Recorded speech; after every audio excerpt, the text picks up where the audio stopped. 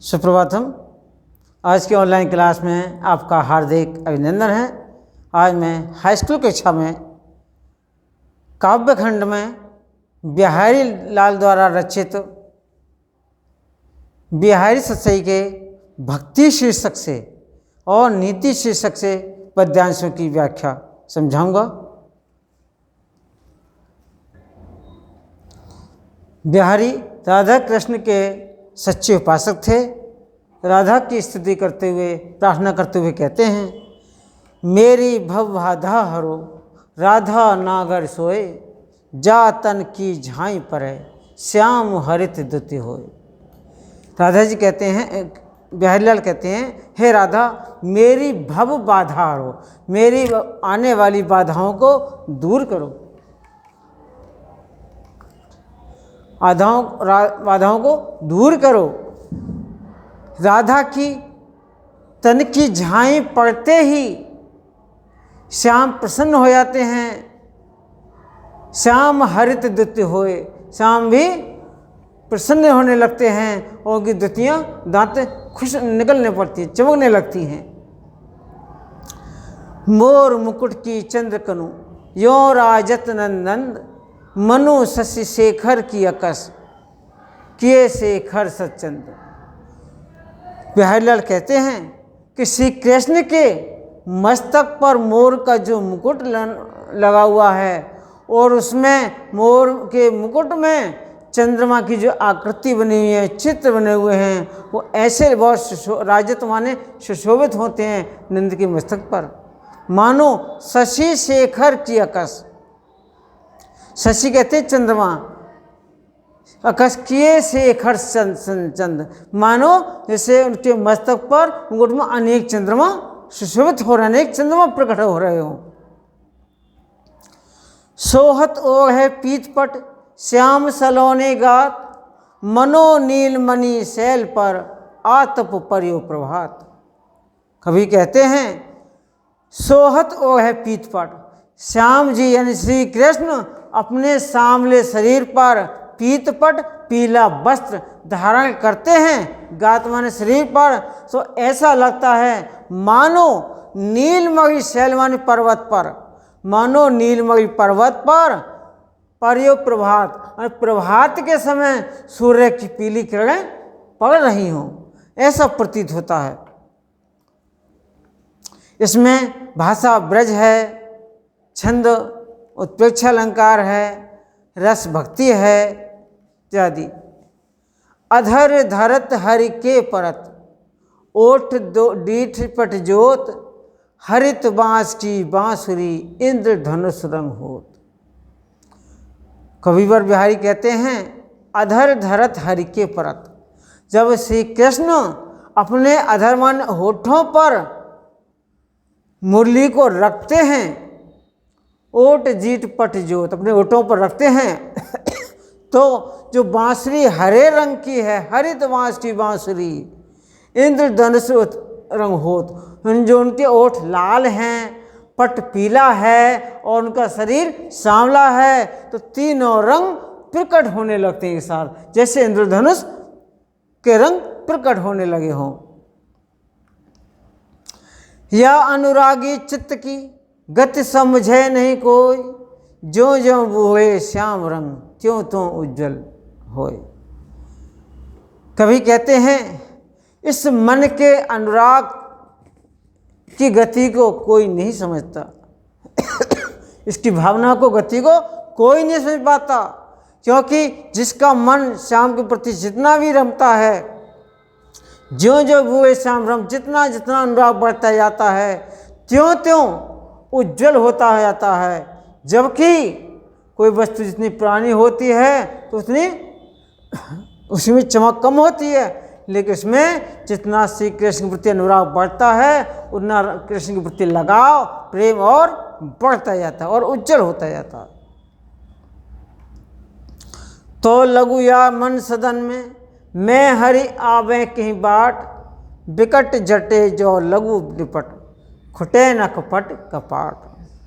तो लघु या मन सदन में, तो लघु बिहारी कहते हैं, तो लघु जब तक इस मन रूपी सदन में, सदन कहते हैं घर में, मन रूपी घर में हरि आवे के वार, तब तक प्रवेश नहीं कर सकते जब तक विकट जटे जो लघु निपट, जब तक उनके मन में, हृदय में कपट होगा, खुटे न कपट कपाट, जब तक कि कपट के दरवाजे नहीं खुलेंगे, कपट दूर नहीं होगा, तब तक हरि इसमें प्रवेश नहीं कर सकते। हरि उसी में प्रवेश करते हैं जो सच्चे मन से ही भक्ति करते हैं। जगत जनायो जिहि सकल, सो हरि जान्यो नाही, जो आँखिन सब देखिए, आँख न देखी जाए। कवि हरि का कथन है, जगत जनायो जिहि सकल, कि जिसने, भगवान ने, हरि ने पूरे संसार को बनाया है और संसार से परिचय कराया, सो हरि जाने, उनको तो जाना नहीं और संसार के बारे में बातें करते हैं। तो ऐसा लगता है जो आँखें देखो सब देखिए, जैसे कि इन आँखों से पूरे संसार को देखा जाता है और आँखें स्वयं में अपने आप को नहीं देख सकती, ऐसा ही प्रकट होता है। जप माला छापा तिलक, सरे न ऐसे को काम, मन कांचे नाचे वृथा, सांचे राचे राम। कविवर बिहारी कहते हैं, बहुत से भक्त ऐसे होते हैं, जप करते हैं, माला गले में पहन लेते हैं, अनेक प्रकार के तिलक लगाते हैं, अनेक प्रकार से राम का नाम छपे हुए वस्त्र धारण करते हैं, इससे एक भी काम सिद्ध नहीं होता है। ऐसे मन कांचे नाचे वृथा, सांचे राचे राम। जब तक मन में सच्ची भक्ति नहीं होगी तब तक ईश्वर की प्राप्ति नहीं होगी। ये व्यर्थ के आडंबर बेकार हैं, इससे ईश्वर की प्राप्ति नहीं हो सकती। अब आता है बिहारी का नीति संबंधी दोहा। बिहारी ने भक्ति, नीति, श्रृंगार संबंधी अनेक प्रकार के दोहों की रचना की है। नीति संबंधी दोहे का वाचन सुनिए। दुसह दुराज प्रजान को, क्यों न बढ़े दुख द्वंद, अधिक अंधेरो जग करत, मिली माँ अवश्य रविचंद। दुसह दुराज प्रजान को, क्यों न बढ़े दुख द्वंद। कविवर बिहारी कहते हैं, एक राज्य में दो राजा होने पर प्रजा का दुख कम नहीं होता है, बल्कि दुख और बढ़ जाता है। जैसे अधिक अंधेरो जग करत, मिली माँ अवश्य रविचंद्र। अमावस्या के दिन सूर्य और चंद्रमा और पृथ्वी एक सीध में आ जाते हैं तो उस दिन दुगना प्रकाश नहीं होता, बल्कि पूरी पृथ्वी पर अंधेरा ही होता है। उसी प्रकार एक राज्य में दो राजा होने पर प्रजा का दुख बढ़ जाता है। बसे बुराई जासु तन, ताही को सम्मान, भलो भलो कही छोड़िए, खोटे ग्रह जबदान। कविवर बिहारी कहते हैं कि समाज में, संसार में जिसके तन में बुराई बसी होती है, बसे बुराई जासु तन, समाज संसार उसी का सम्मान करता है। जैसे भलो भलो कही छोड़िए, खोटे ग्रह जबदान। जब किसी पुरोहित द्वारा, पंडित जी द्वारा कह दिया जाता है कि आपके दिन खोटे चल रहे हैं, दिन खराब चल रहे हैं, तो व्यक्ति अनेक प्रकार के यज्ञ जप दान तप करता है। और कह दिया जाए आपके दिन बिल्कुल ठीक हैं, सबको खुशहाली है, तो वह यज्ञ दान तप करना छोड़ देता है। तो दुख आने पर ही ईश्वर को भजन करते हैं और बुराई देखने पर व्यक्ति सम्मान करता है। नर की अरुणल नीर की, गति से एक कह कर जोय, जे तो नीचो है चले, ते तो ऊंचो होए। कवि का कथन है कि नल की और नर की, नल जो पानी देने वाला होता, उन दोनों की गति एक समान है। जैसे नल में जितना हत्था नीचे जाता है उतना ही पानी और ऊपर को उठता है, उतना पानी नीचे धरातल पर ज़्यादा आता है, उतना ही पानी अधिक आता है। उसी प्रकार से नर जितना उसमें गुण आते हैं, अच्छाई आती हैं, उतना व्यक्ति अधिक विनम्र होता जाता है। और जितने उसमें गुण कम होंगे, अच्छाई कम होगी, उतना वह घमंड में रहता है। बढ़त बढ़त संपत सलिल, मन सरोज बढ़ जाए, घटत घटत सु ना फिर घटे, बरु समूल कुमलाए। कविवर बिहारी का कथन है कि जैसे जैसे मनुष्य की संपत्ति बढ़ती जाती है, वैसे उसकी इच्छा शक्ति और बढ़ती जाती है। जैसे तालाब में जैसे जैसे जल बढ़ता है, वैसे कमल और ऊपर बढ़ता जाता है। लेकिन जब पानी घटता है तो कमल फिर घटता नहीं है, भले ही वो कुम्हला जाता है, मुरझा जाता है। ऐसे व्यक्ति के जब धन कम होता है, आय कम होती है, उसके खर्चे घटते नहीं बल्कि फिर वह दुखी होने लगता है।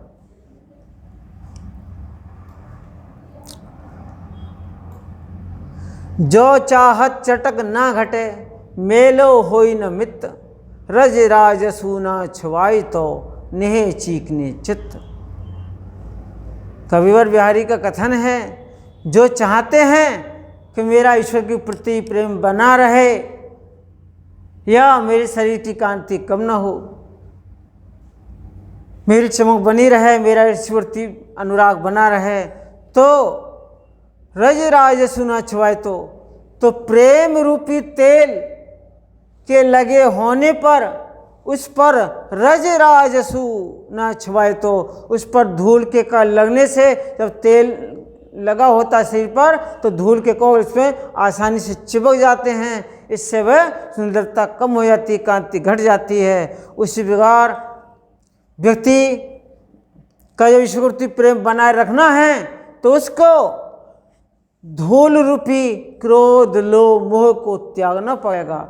ये धूल के समान होते हैं जो मनुष्य की कांति को कम करते हैं, ईश्वर के प्रति प्रेम को कम करने लगते हैं। बुरो बुराई जो तजे तो चित खरो डरात, जो निकलंक मयंक लख गने लोग उत्पात। कविवर बिहारी का कथन है, बुरा बुराई जो तजे, अगर कोई बुरा व्यक्ति है और वह बुराई तज भी दे तब भी लोगों को उस पर विश्वास नहीं होता है, उससे डर बना ही रहता है। जैसे निकलंक मयंक, मयंक कहते हैं चंद्रमा, चंद्रमा निष्कलंक होने पर पृथ्वी पर एक तबाही होने की, एक मतलब बुरा होने की आशंका बढ़ जाती है। उसी प्रकार से बुरे व्यक्ति बुराई तज देने पर उसके प्रति डर बना रहता है, उसका चंद्रमा का निष्कलंक होने पर भी डर बना रहता है। तो चंद्रमा का निष्कलंक होना भी असंभव है और बुरे का पूरी तरह से बुराई तजना भी असंभव ही है। स्वारत सुकृतु न श्रम वृथा, देख विहंग विचार, बाज पराए पान पर तू पच्छिन न मार। कविवर बिहारी राजा जयसिंह को संबोधित करते हुए कहते हैं, स्वार्थ सुकृत, स्वार्थ में आकर के बाज पक्षी के माध्यम से, अन्योक्ति के माध्यम से कह रहे हैं कि अपने स्वार्थ में आकर के, हे बाज पक्षी, तू अपनी ही जाति के पक्षियों को क्यों व्यर्थ में मार रहा है, इससे तेरा कोई भी भला नहीं होने वाला है। ये कहा गया है राजा जयसिंह के लिए। राजा जयसिंह औरंगजेब के कहने में बेकाबू में आकर अपने हिंदू राजाओं के प्रति आक्रमण करके और राज को छीन करके, जो उनके कोई लाभ नहीं होने वाला था, उसका लाभ केवल औरंगजेब को मिलता, उसे तो केवल जीतना था, लाभ नहीं मिलता। तो कहते तुझे इससे क्या लाभ है, तो क्यों तो अपने भारतीय राजाओं को सता करके उनको दे रहा है, इससे तेरा कोई लाभ नहीं होने वाला है। तो ये बिहारी ने नीति और भक्ति संबंधी दोहों से, अपनी रचना से साहित्य जगत में अपना नाम अमर कर दिया है। ये थे बिहारी की दोहे। तो आज की पाठशाला में केवल इतना ही। मिलते हैं अगली वीडियो में अगले पाठ के साथ।